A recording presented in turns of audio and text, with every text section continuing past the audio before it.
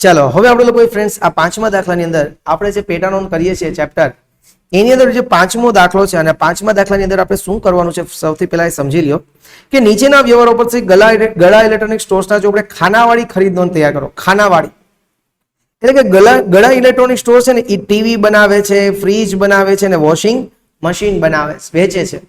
તો આપણે લોકો ખાનાવાળી કીધી એટલે કે ત્રણ વસ્તુ વેચે છે તો ત્રણેયનું આપણે નામ લખી નાખ્યું, ટીવી, ફ્રીજ અને વોશિંગ મશીન, અને એનું કુલનું ખાનું બનાવ્યું.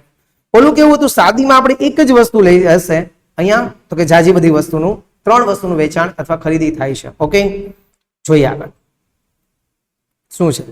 2018 મે પહેલો શ્રી દયા ઇલેક્ટ્રોનિક સ્ટોર્સ પાસેથી 10 નંગ ટીવી 30,000 નંગ દીઠ, 5 ફ્રીજ 15,000 નંગ દીઠ, ઉતાવળ નહીં કરતા, 2 વોશિંગ મશીન 18,000 નંગ દીઠના ભાવે ખરીદ્યા. પેલા દયા ઇલેક્ટ્રોનિક્સ છે, હા નામ છે એટલે ઉધાર માલની ખરીદી થઈ. બીજું આપણે લોકો ખુદ આનો ધંધો કરીએ છીએ, ટીવી, ફ્રીજ ને વોશિંગ મશીનનો. આ ટીવી, ફ્રીજ, વોશિંગ મશીન આપણી મિલકત નથી, આપણો માલ છે. બરાબર, જેનો આપણે બિઝનેસ કરતા હોય આપણો શું કહેવાય, માલ કહેવાશે. શાખનો સમય 1 મહિનો છે અને ભરતીયા નંબર છે કેટલા, 100. તો ચાલો અહીંયા લખીએ 2018 મે 1, 2018 મે 1. શું નામ છે, શ્રી દયા ઇલેક્ટ્રોનિક સ્ટોર્સ ખાતે, શ્રી દયા ઇલેક્ટ્રોનિક્સ સ્ટોર્સ ખાતે ભરતીયા નંબર કેટલા છે ફ્રેન્ડ્સ, 100. ખાપામાં નીલ. ચલો શું શું લીધું છે જુઓ, 10 નંગ ટીવી અને એક ટીવી નો ભાવ કેટલો છે, 30,000. જ્યારે કોઈની પાછળ 10 ગુણ્યા 10 કોઈની પણ પાછળ ગુણાય ને તો આ 30,000 અને 1 0 પાછળ લગાડી દેવાય એટલે 3 લાખ. 10 કોઈની પણ પાછળ ગુણાય એટલે જે રકમ હોય ને એમાં 1 0 લગાડી દેવાય એટલે 3 લાખ રૂપિયા.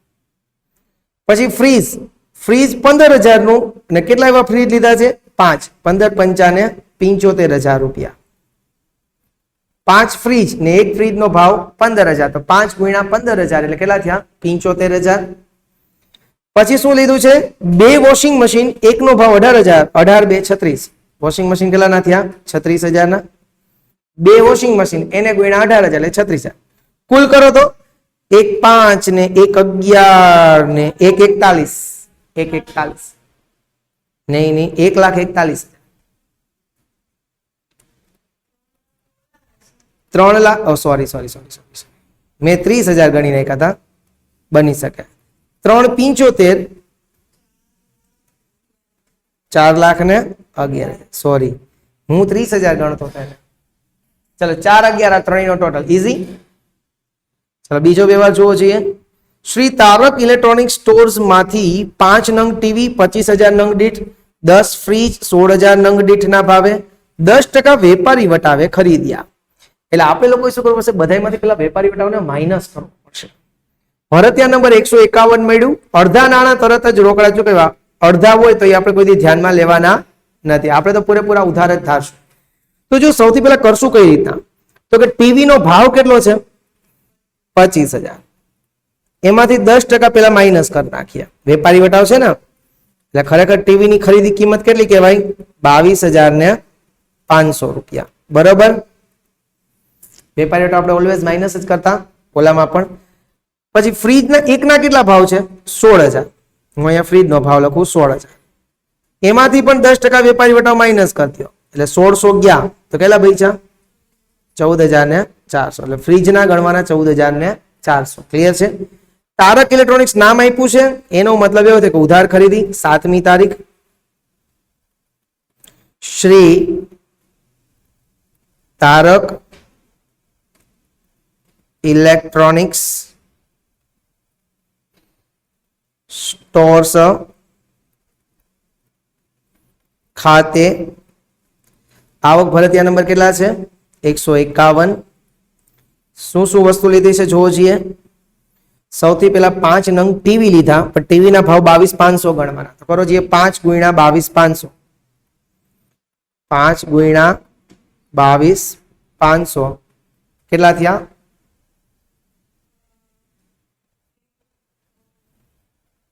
1,12,500.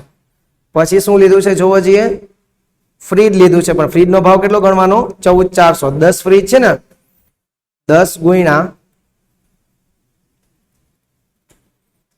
14,400 એટલે 1,44,000.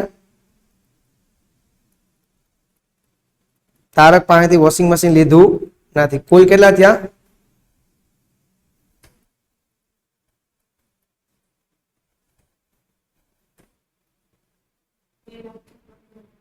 2,56,500. ક્લિયર?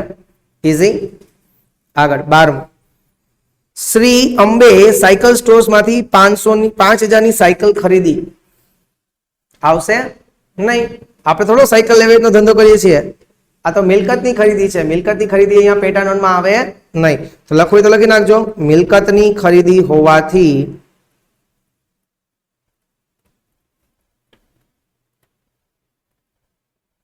પેટા નોંધમાં નોંધાશે નહીં. ક્લિયર છે કે મિલકતની ખરીદી છે એટલે પેટા નોંધમાં આપણે નહીં નોંધીએ. પછી શ્રી આત્મારામ ઇલેક્ટ્રોનિક સ્ટોર્સ માંથી 5 ફ્રીજ 20,000 નંગ દીઠ, 10 વોશિંગ મશીન 15,000 નંગ દીઠના ભાવે 10% વેપારી વટાવે, 5% રોકડ વટાવે, તરત જ રકમ ચૂકવી. રોકડ વ્યવહાર છે એટલે અહીંયા નોંધાશે નહીં. તો લખી નાખો, રોકડ વ્યવહાર હોવાથી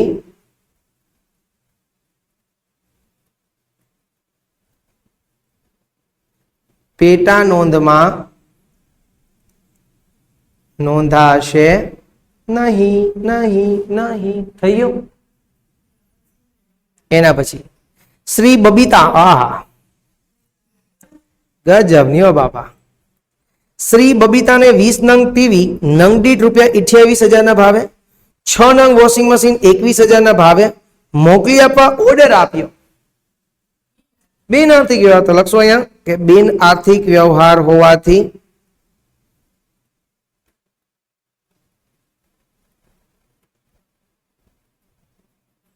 નોંધ થશે નહીં. ક્લિયર છે? ઇઝી.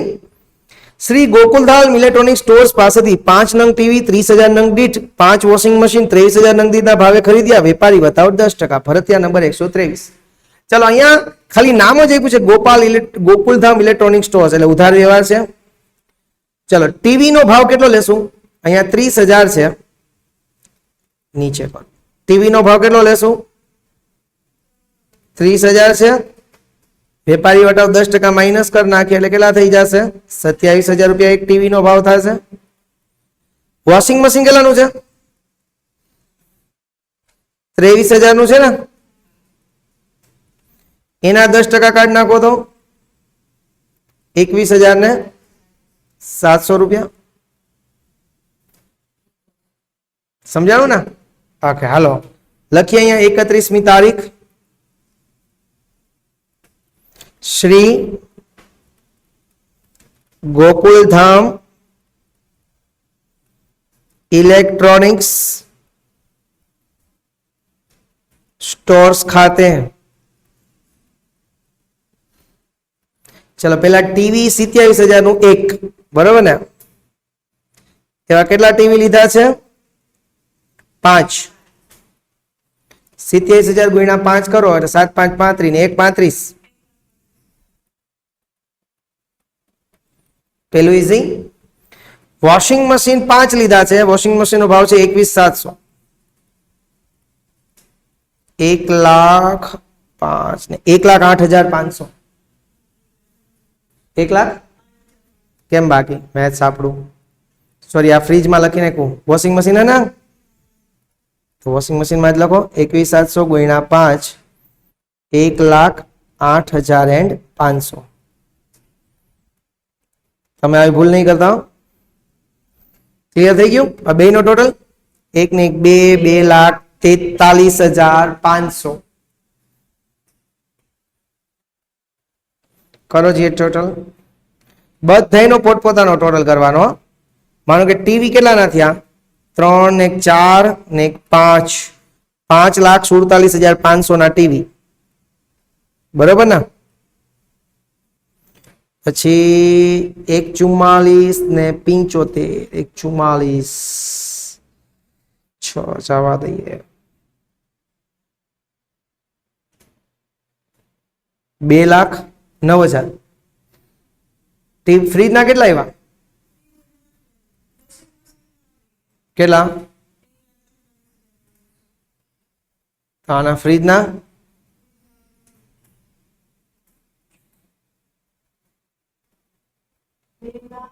19,000.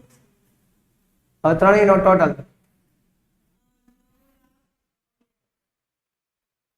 9,11,000. અહીંયા લખાય કુલ ઉધાર ખરીદી. ઈઝી હતો કે નહોતો? આ લેસન બહુ આપણે વહેલું પૂરું થશે અને મજા પણ આ લેસનમાં બહુ આવશે. માત્ર ઉધાર વ્યવહાર જ પેટા નોંધમાં લખવાના છે, બીજું કઈ લખવાનું નથી. ઈઝી? ડન? આવડ્યું કે ન આવડ્યું? કન્ફર્મ? ઓકે.